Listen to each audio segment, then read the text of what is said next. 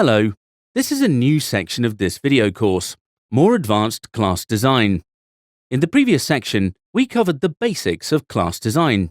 In this section, we will see how to choose between inheritance and extension and separate concerns via multiple inheritance. We will also look into leveraging Python's duck typing, managing global and singleton objects, and using more complex structures, that is, maps of lists. We'll then learn to create a class that has orderable objects, define an ordered collection, and how to delete from a list of mappings. Let's move on to the first video of this section that deals with choosing between inheritance and extension. In this video, we will learn to define relationships between classes. We'll first implement wrapping and then see how to extend classes with inheritance. The idea of extension is sometimes called the generalization-specialization relationship. It's sometimes also called the is-a relationship. When we extend an object, we have to ask this question. Is this a new class of objects or a mixture of existing classes of objects? We'll look at two ways to model a deck of playing cards.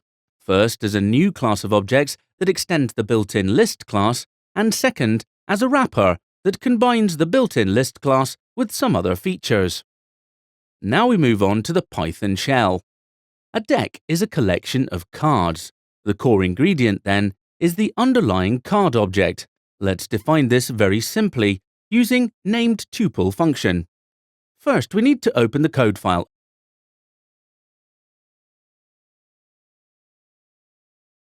and click on Run. Now, run the import statement and give the class definition. Here we've created the class definition, card, using named tuple.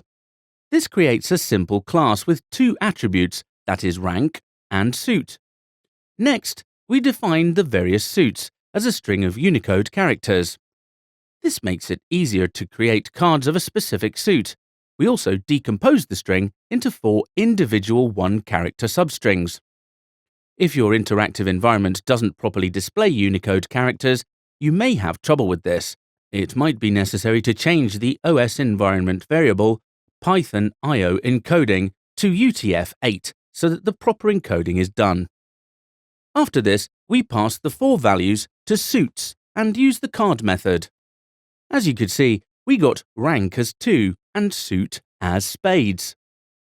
The \U2660 string is a single Unicode character. You can confirm this with the length method and passing suits to it. If the length isn't 4, check for extraneous spaces. Some classes are independent of each other. They're linked for the purposes of implementing a user story. In our example, a card refers to a string for that suit. The two objects are independent of each other. Many cards will share a common suit string. These are ordinary references between objects, and there are no special design considerations. There are 3 cases. The first one is aggregation. Some objects are bound into collections, but the objects share a properly independent existence. Our card objects might be aggregated into a hand collection. When the game ends, the hand objects can be deleted, but the card objects continue to exist. We might create a deck that refers to a built-in list. Next is composition. Some objects are bound into collections but do not have an independent existence. When looking at card games, a hand of cards cannot exist without a player. We might say that a player object is composed in part of a hand. If a player is eliminated from the game, then the hand objects must also be removed. And the last one is a, or inheritance. This is the idea that a shoe is a deck with an extra feature or two. This may be central to our design. We've identified several paths for implementing the associations. The aggregation and composition cases are both wrap techniques. The inheritance case is the extend technique. We'll look at aggregation and composition, both wrapping techniques and extending techniques, separately. Now let's look into wrapping. That is aggregation and composition. Wrapping is a way to understand a collection. It can be a class that is an aggregate of independent objects. It's also a composition that wraps an existing list. meaning that the underlying card objects will be shared by a list collection and a deck collection. So, we start by defining the independent collection. It might be a built-in collection, for example, a set, list, or dict. For this example, it will be a list that contains the cards. Next, we define the aggregate class. For this example, the name has an _w suffix. This is not a recommended practice, it's only used here to make the distinction between class definitions more clear. Later, we'll see a slightly different variation on this design. After this, we use the init method of this class as one way to provide the underlying collection object. This will also initialize any stateful variables. We also create an iterator for dealing. This uses a type hint, list card. The typing module provides the necessary definition of list. If needed, provide other methods to either replace the collection or update the collection. This is rare in Python since the underlying attribute, cards, can be accessed directly. However, it might be helpful to provide a method that replaces the self.cards value. Then we provide the methods appropriate to the aggregate object. Here the shuffle method randomizes the internal list object, self.cards. The deal object creates an iterator that can be used to step through the self.cards list. We've provided a type hint on deal to clarify that it returns a card instance. Now let's use this class. So again, we move on to the Python command line shell. We share a list of card objects. In this case, the domain variable was created from a list comprehension that generated all 52 combinations of 13 ranks and 4 suits. Let's obtain the length of the domain. Next, we use the items in this collection, domain, to create a second aggregate object that shares the same underlying card objects. First, import the random module, and then build the deck_w object from the list of objects in the domain variable. Once the deck_w object is available, it's possible to use the unique features as we do it now. The next command we write is random.seed. Here we've seeded the random number generator to force the cards to have a defined order. That makes unit testing possible. After that, we shuffled the deck into an order based on the random seed. Once the seed is sown, the results are consistent, making unit testing easy.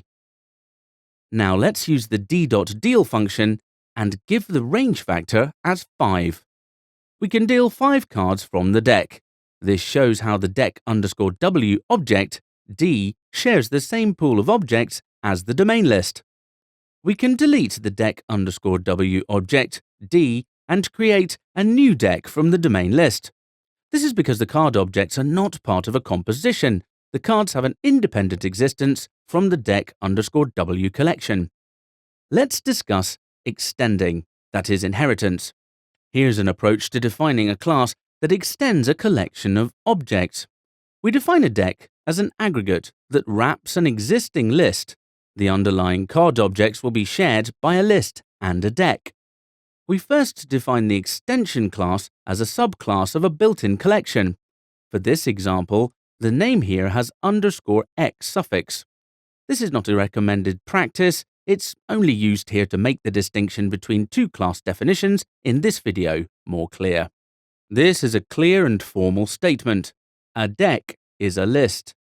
After this, you need to use the init method inherited from the list class. No code is needed. And then use other methods of the list class for adding, changing, or removing items from the deck. No code is needed. We also provide the appropriate methods to the extended object. The shuffle method randomizes the object as a whole, self, because it is an extension of the list. The deal object creates an iterator that can be used to step through the self.cards list. We've provided a type hint on deal to clarify that it returns a card instance. Now let's use this class. Move to your Python shell.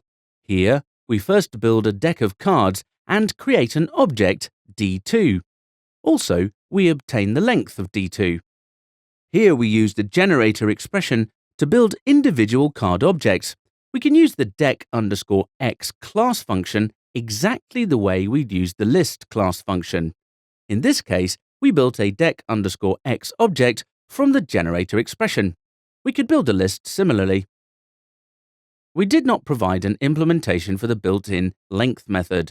This was inherited from the list class and works nicely.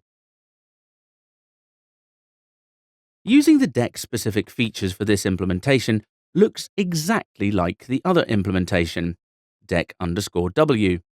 Let's try the code for it. Let's use the seed and shuffle functions and then print the cards with the deal method.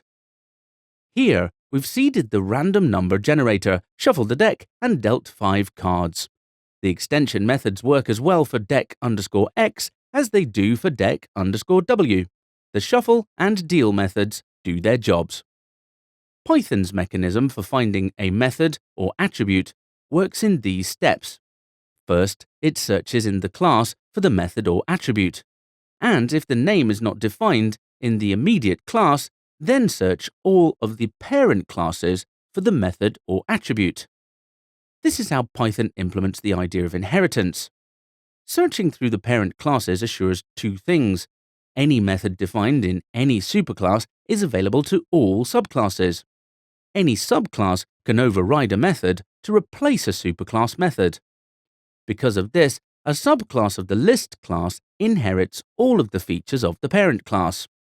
It is a specialized variation of the built-in list class. This also means that all methods have the potential to be overridden by a subclass. Some languages have ways to lock a method against extension. The word private is used by languages such as C++ and Java. Python doesn't have this. A subclass can override any method. Here's a sample code. To explicitly refer to methods from a superclass, we can use the super functions to force a search through the superclasses. This allows a subclass to add features by wrapping the superclass version of a method. We use it with these lines of code. In this case, the sum method object will do something extra and then do the superclass version of the method. This allows us a handy way to extend selected methods of a class. We can preserve the superclass features while adding features unique to the subclass. Wonderful! In this video, we have learned how to choose between inheritance and extension.